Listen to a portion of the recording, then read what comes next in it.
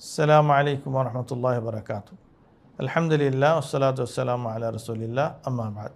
সম্মানিত দর্শক শ্রোতা, আজকে আমি আপনাদের সামনে যে বিষয় আলোচনা করতে চাই সেটা হলো যে বিপদগ্রস্ত হয়ে মানুষ কি করবে।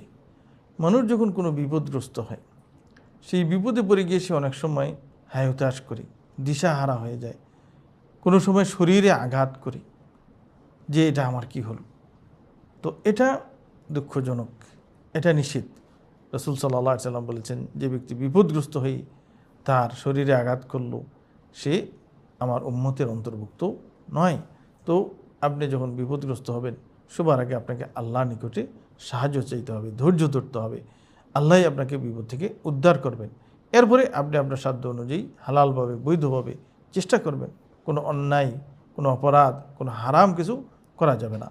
আপনি ধৈর্য ধরে হালালভাবে এখান থেকে উদ্ধারের চেষ্টা করুন এবং আল্লাহর নিকটে সাহায্য চান। হায় হুতাশ করবেন না এবং শরীরে আঘাত করবেন না, কোনো কুসংস্কারে লিপ্ত হবেন না, বা কেন আমি এটা করলাম, কেন এটা হলো, এই ধরনের কথা বলবেন না। আপনি ঈমান ঠিক রাখার জন্য চেষ্টা করবেন।